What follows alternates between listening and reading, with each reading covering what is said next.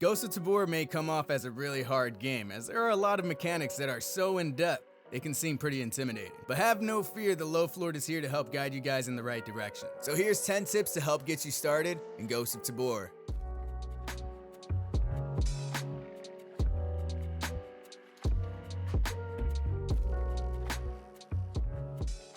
I know this may come off as common sense, but as a veteran VR player, I thought I didn't really need to play this tutorial. But there were some minor things that I didn't quite understand, like the MP5 needs the charge handle to be pulled back before inserting the magazine, and even just understanding how the weapons actually felt. The tutorial level also helps you out with calibrating your UI and understanding how your gear works as well, so I definitely recommend playing through it. You're going to be spending a lot of your time in your safe house when you're not in raid, so make sure you get familiar with all of the rooms inside of your safe house. There are key cards on the table at your workbench, and each color key card corresponds to the doors within your safe house. Each room has their own storage, so you have to place certain items in their respected areas. Guns go on your walls, backpacks on hooks, armor on dummies or in your lockers, food in the pantry, and junk loot in the storage. There's also a videotape that you can watch that explains all the other little details inside of your safe house as well. The Tabor market is where you're going to be buying your gear. You can buy anything from guns to armor to backpacks, meds, food, etc.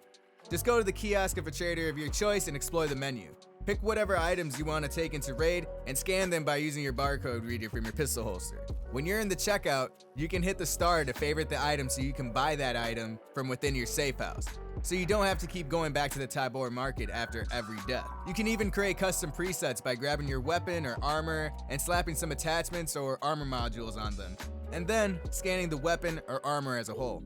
This is really helpful to newcomers because you are not going to have access to many items anyway at the start.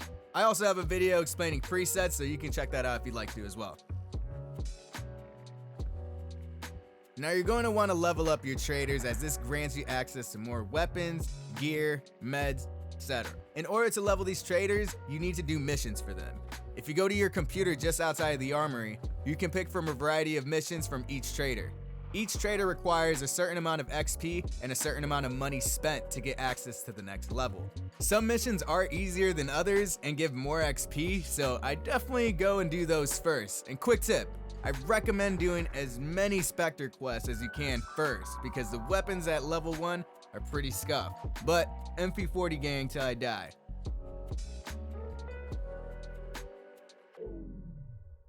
Now this one may not apply to you, and not really to me as I'm primarily a solo player, but I'm sure many of you have friends to play with, and playing with friends can be a lot of fun.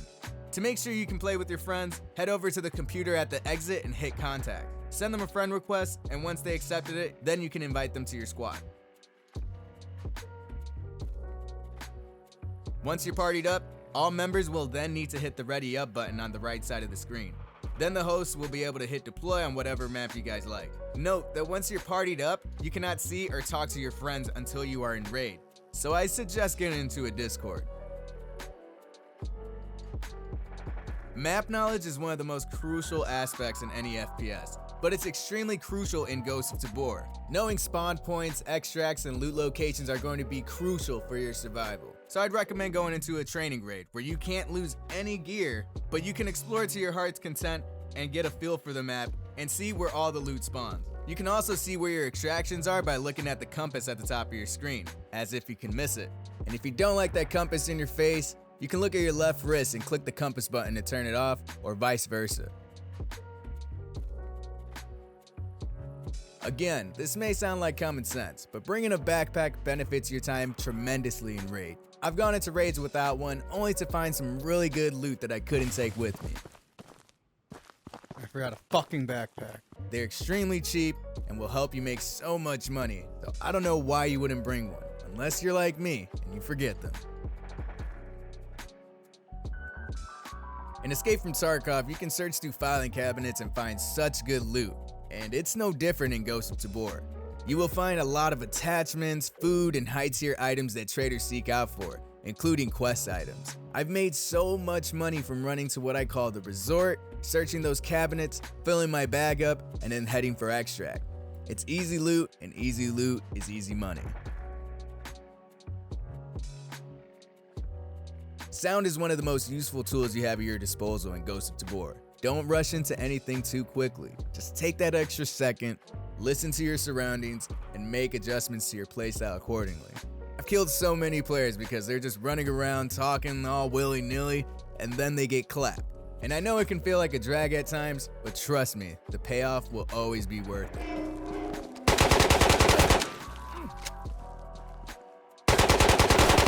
And before we go into tip 10, I wanted to give you guys some quick tips that I thought didn't really need its own number. So let's go. You can turn your compass on and off by tapping the compass button on your watch. You can also swipe pages to check what missions you have active.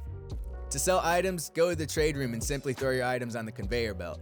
Then you can choose which trader you want to sell your items to. If you accidentally sold an item, you can click the return button on the top right of the screen. To mute your mic, go into the audio settings and set mute mic to true. Don't like the way movement feels? Try out head-based movement. You turn with the rotation of your head and not your hand. It feels a lot similar to games like Contractors or Pavlov, but this tip is more subjective. You can hold items in both hands and still extract with them. If you use two hands, you can break an AI's neck and then take their loot. This is extremely helpful for when you're down bad. And you can breach a door by shooting off the handle.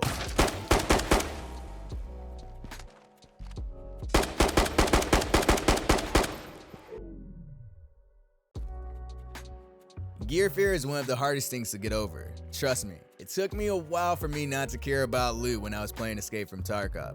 The thing about gear fear is that it's all in your head.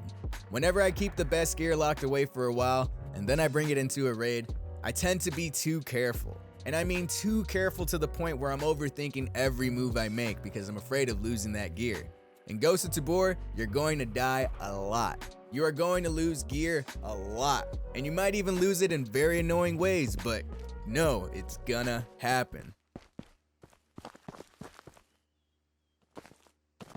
The fuck did it go? The best way to go about it is to take in that gear and use it to your advantage to obtain even better gear.